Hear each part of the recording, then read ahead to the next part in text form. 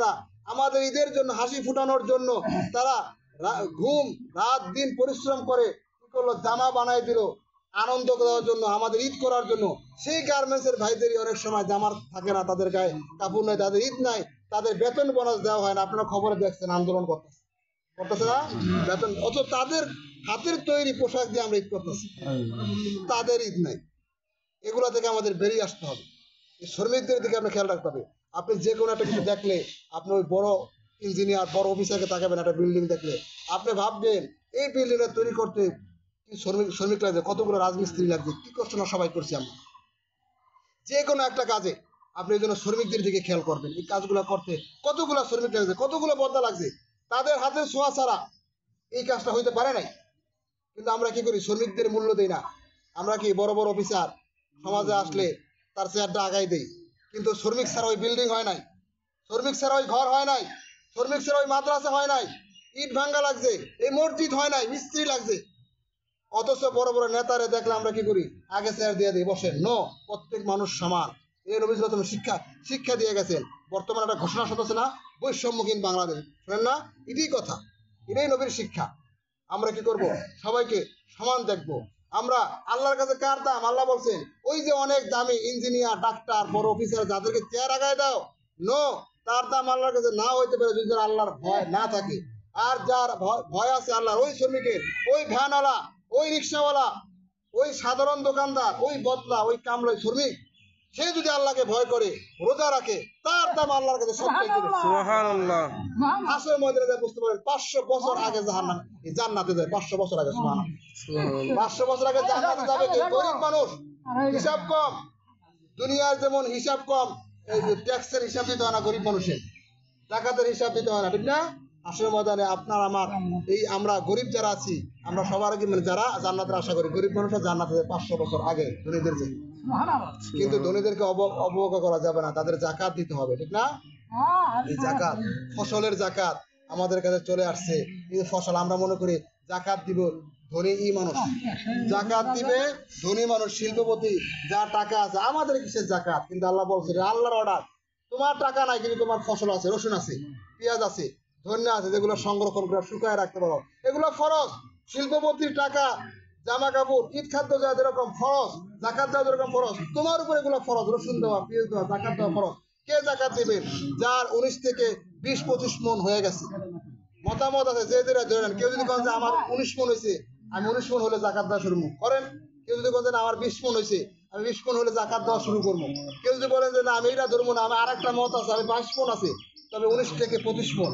এর ভিতরে যার ফসল হবে, যেই ফসল শুকায় রাখা যায়, সেগুলা জাকাত দেওয়া ফরজ। কবে দিবেন? কষ্ট করে শুকাইবেন না, কাঁচা দিয়ে দিবেন, ওটা গরিবের হক, আপনার না। আপনি কি নেবে তাটা কষ্ট করে শুকাই দেবেন, তাটা যত তাড়াতাড়ি দিয়ে দিবেন, ভেজাল বাঁচেন। 20 ভাগের 1 ভাগ যেহেতু আমাদের খরচ হয়, আল্লাহ তাআলা বলেছেন ওয়াতু হাক্কা ইয়াম হাসাদি, এই জায়গাটা কবে দিবা? ফসল কাটার দিন দিবা, কাঁচা দিয়া দিবা, যত তাড়াতাড়ি বড়। পরের সম্পদ রেখে বোঝা টানে না, নিজেরটাই তো সামলাইতে পারো না, নিজের পোলা আনি সামলাইতে পারি না, আরেকজনটা পালার সময় আছে। এই জন্য যত তাড়াতাড়ি পারেন, এই যে আমরা বলি রসুনের দাম নাই, আরে রসুনের দাম পেয়ে আমি কি জাকাত দিছি? রসুনের জাকাত দিছি? কয়জনের জাকাত দিছি? জাকাত দেয়। মসজিদে রসুন দিলে জাকাত আদায় হবে না। মসজিদ গরিব না আল্লাহর ঘর, এখানে খুশি মনে দিবেন।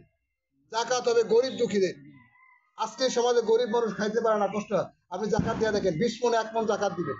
রসুন হোক, পেঁয়াজ হোক, ধনিয়া হোক, যেগুলো শুকায় রাখা যায়, যেহেতু খরচ হয় 20 ভাগের 1 ভাগ দিবেন। খরচ না হলে 10 ভাগের 1 ভাগ দিবেন। ওসর শব্দের অর্থ 10 ভাগের 1 ভাগ। আল্লাহ আমাদের সহজ করে দিচ্ছে, নেসফ ওসর, যেহেতু খরচ হয় 20 ভাগের 1 ভাগ দিবেন। 20 মনে 1 মন রসুন জাকাত। কয় মনে 1 মন? 20 মনে 1 মন, 20 ভাগের 1 ভাগ। 40 মন হলে কয় মন জাকাত দিবেন? 2 মন। 60 মন হইলে 3 মন। 50 মন হইলে 2.5 মন। এগুলা মনে রাখবেন, এগুলো আল্লাহর আইন, ফরজ। নামাজ রোজা যেমন ফরজ, এই জাকাত দেওয়া ফরজ। এটা সাধারণ দান না, শুধু শিল্পপতির জাকাত হইবে, আর তাহের সরকারের জাকাত হবে, হাজী সৈয়দ আহমদের জাকাত হবে, অমুকের জাকাত হবে, ফারুক আলমের জাকাত হবে না। আপনার আমার জাকাত আছে, ফসলের জাকাত। আমার টাকা নাই, এমনও জমিন আছে 3 বার ফসল হয়, 3 বারই জাকাত দিবে। পাটের জাকাত হবে যদি 20 মন হয়ে যায়, মানে পাট শুকায় রাখা যায়, ঠিক কিনা? শাক সবজির জাকাত দিবেন না, এগুলা শুকায় রাখা যায়। নবীজি বলছেন লাইসা জাকাতুন ফিল খাদরাওয়া, সবুজ শাকসবজির জাকাত না, এগুলো শুকায় রাখা যায় না, সংগ্রহ করা যায়। হ্যাঁ, বর্তমানে হিমাগারে রাখা যায়, তাও আবার বেশ সাধ্য, ঠিক না?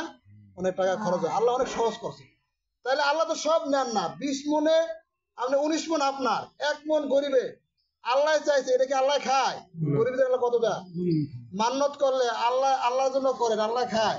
আল্লাহ গরিবদের দিয়ে দেয়। অথচ আমরা গরিবদের দিকে তাকাই না, আল্লাহ গরিবদের জন্য দিয়ে দিচ্ছে। বেশি বেশি এই জন্য দান করতে গেছে, আর করছে আমরা এমন বিপদ দিব, লাস্টে তুমি নিজেই মান বাজে আল্লাহ একটা গরু দিয়ে দেবে, একটা বকরি দিয়ে দেবে, বলবো না? কারণ গরিবদের তো আল্লাহ খাওয়ান লাগবো।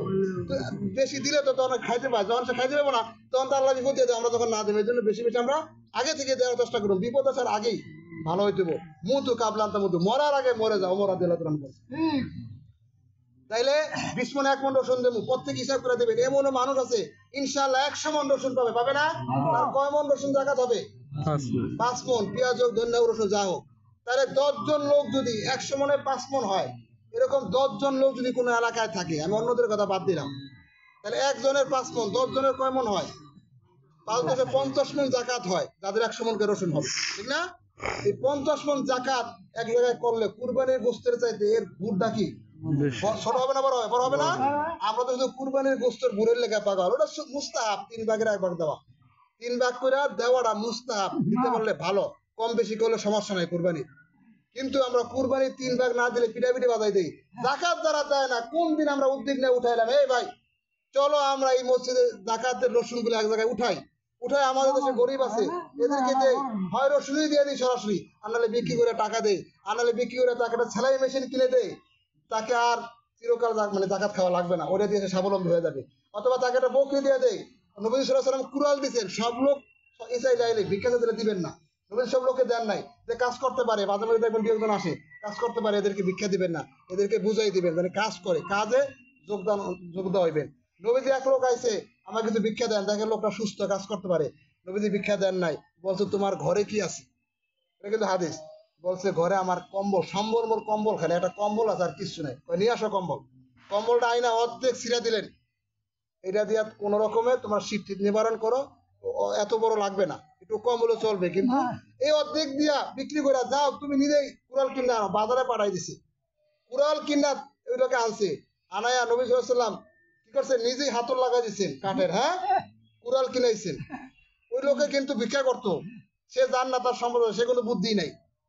তুমি 10 টাকা দিলে আবার আয়াজ পরের দিন চাইতো, ঠিক না? কুড়াল কিনে আনালেন তার কম্বল দিয়া, এরপরে ওই নিজে হাতর লাগাই দিলেন, বলছে যাও বনে যা কাঠ কেটে খাও, কাজ করে খাও। এমনি কিন্তু চাইলে ফিরাইতে না করছে, কিন্তু সবাইকে না, আবার এখানে কিন্তু ফিরাইছে, ঠিক না? এখানে কৌশল শিখাই দিছে। ওই লোক কিছুদিন পরে এসে হাজির, কয়েক বছর পরে, ইয়া রাসূলুল্লাহ আমি সেই ব্যক্তি যে আমাকে যে কুড়াল দিয়েছিলেন, আলহামদুলিল্লাহ আমার অনেক ভালো লাগছে, অনেক কাজ করে অনেক ভালো আছে, আমারই তো জাকাতের মতো সম্পদ হয়ে গেছে। সুবহানাল্লাহ, সুবহানাল্লাহ। এইভাবে কৌশলে কাজ করবেন।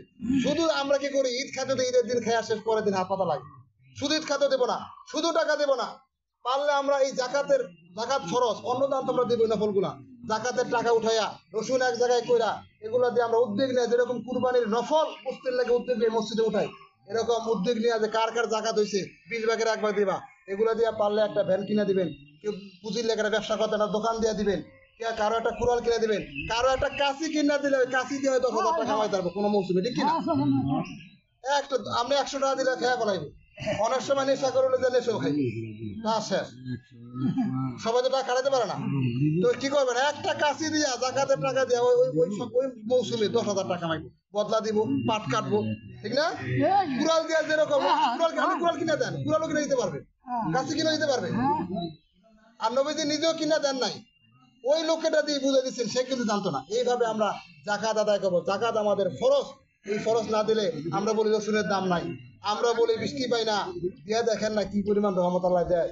আল্লাহ তাআলা বলছেন ওয়ালাউ আন্না হালাল কুরআন আমানু ওয়াত্তাকাউ লাফাতাহনা আলাইহিম বারাকাতিন মিনাস সামাই ওয়াল আরদ, যদি হালাল কুরআন জনপদের দেশের লোকেরা ঈমান আনে এবং আল্লাহকে ভয় করে, আমি লাফাতাহনা আলাইহিম বারাকাতিন মিনাস সামাই ওয়াল আরদ, আকাশ এবং জমিন থেকে আমি বরকত নাযিল করে দেব। বরকত কারে কয় দেখবেন, যদি রসুনের দাম না পেয়ে জাকাত না দেন, দেখবেন রসুনের মন হয়ে যাবে 1200-1400। সুবহানাল্লাহ। মনে করবেন যে আমি দাম পাইয়া 5-6 হাজার টাকা মন পেয়ে আমি জাকাত দিছি কিনা, এটা গরিবের হক, এটা আমার সম্পদ, আমি আরো রাখবো কা।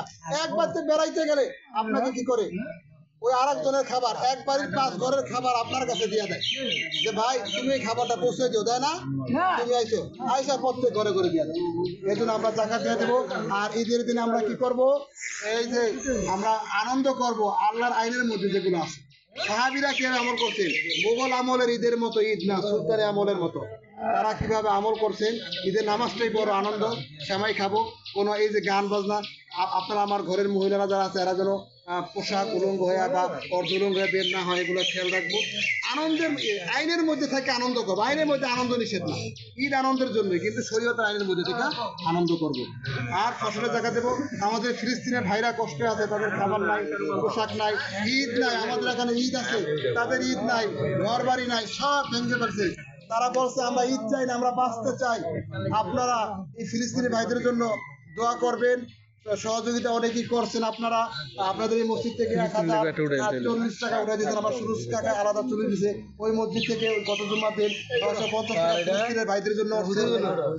পরের মসজিদ থেকে হুজুরের মনে ছিল না 300 টাকা উঠাই দিচ্ছেন ওই মসজিদ থেকে ফিলিস্তিনের ভাইদের জন্য। আমি প্রতিদিন 10 টাকা করে জমাইছি, আলহামদুলিল্লাহ।